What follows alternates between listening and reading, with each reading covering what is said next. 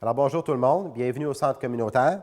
Mon nom est le capitaine Cournoyer et j'agirai à titre d'officier de sécurité du champ de tir pour la session d'aujourd'hui. Mon rôle est de voir à la sécurité du champ de tir et à la bonne conduite de l'exercice aujourd'hui.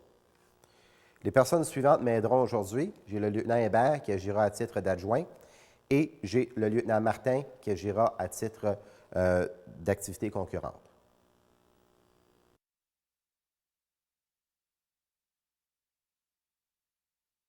Alors, comme vous pouvez le voir, le champ de tir est disposé de façon suivante.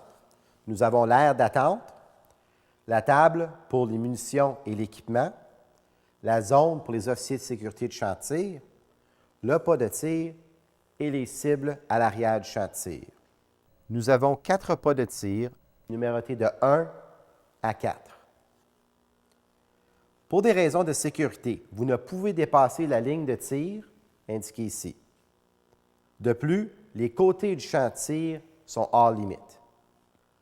Les toilettes sont situées à ma gauche et la salle de classe est située à ma droite. Lorsque vous entrerez ou quitterez le champ de tir, vous entrerez à ma droite et vous sortirez ici à ma gauche.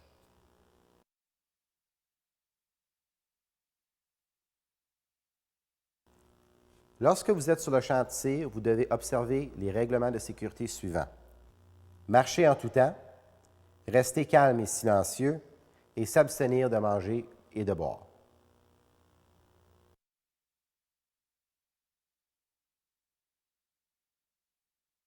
Nous conduirons un tir de qualification utilisant le groupement. Le tir se fera à une distance de 10 mètres. Vous tirez 10 coups au total, 5 coups à la cible de gauche et 5 coups à la cible de droite. Le pointage sera basé sur la grandeur de votre groupement. Votre objectif est donc de tirer le plus petit groupement possible.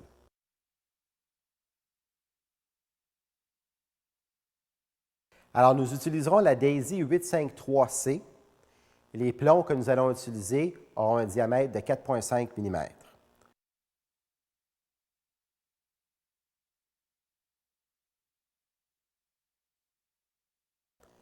Maintenant, vous devez porter des lunettes de sécurité en tout temps.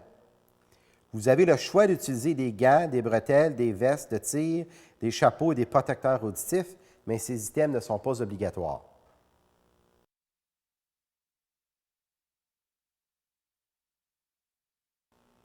Souvenez-vous que lorsque vous recevez, remettez ou manipulez une carabine, la sécurité est de mise. À ce titre, vous devez faire vos propres vérifications de sécurité. Lorsque vous manipulez une carabine, il est important de toujours suivre les principes de sécurité. Elle doit toujours être traitée comme étant chargée, toujours pointée dans une direction sécuritaire et ne jamais être pointée envers quelqu'un. Lorsque vous n'utilisez pas la carabine, elle doit être déchargée, le cran de sécurité doit être mis et le levier de pompe doit être relâché. Ne mettez jamais vos doigts sur la détente à moins d'être prêt à tirer. Vous n'avez pas le droit de tirer sur la cible appartenant à quelqu'un d'autre.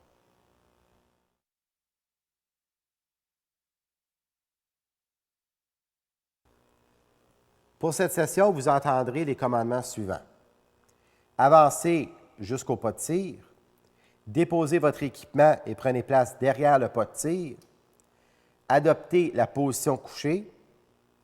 Le type de tir, donc le numéro de votre élève, distance de 10 mètres, 5 coups, groupement sur votre propre temps, chargez et lorsque vous serez prêt, feu.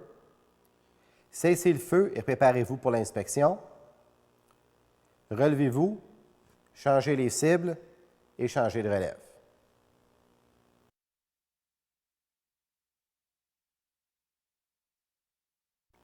Lors d'un exercice de tir, la sécurité est primordiale. Si en tout temps, le besoin survient d'arrêter le tir, un cessez-le-feu sera appelé. Un cessez-le-feu peut être appelé s'il advient une situation potentiellement dangereuse ou s'il y a un problème avec l'équipement. Il est important de savoir que n'importe qui étant témoin d'un bris de sécurité peut appeler un cessez-le-feu sur le champ de tir. Si vous entendez un cessez-le-feu, vous devez immédiatement arrêter de tirer, mettre le cran de sécurité, Et posez votre carabine à côté de vous. Ne vous levez pas. Suivez mes instructions.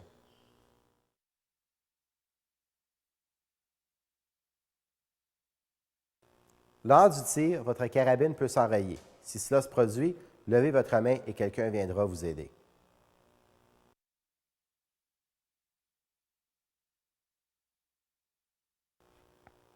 Il est important de se rappeler que le plomb et l'huile de carabine sont toxiques et qu'après avoir manipulé des plombs ou des carabines, vous devez vous laver les mains.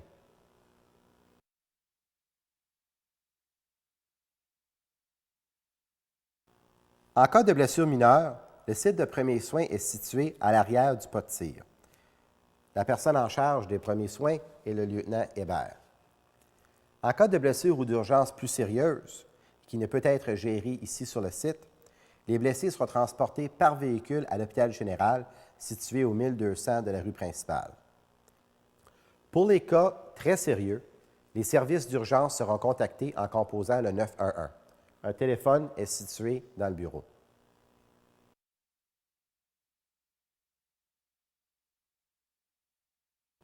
Pour cette compétition, nous aurons 10 relèves. Vous devez être dans l'aire d'attente au moins 5 minutes avant le début de votre relève.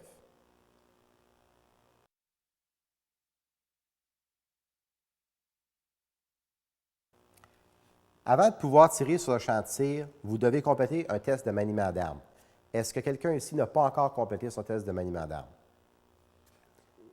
Suivant l'activité, vous devez faire une déclaration stipulant que vous n'avez aucun plomb en votre possession.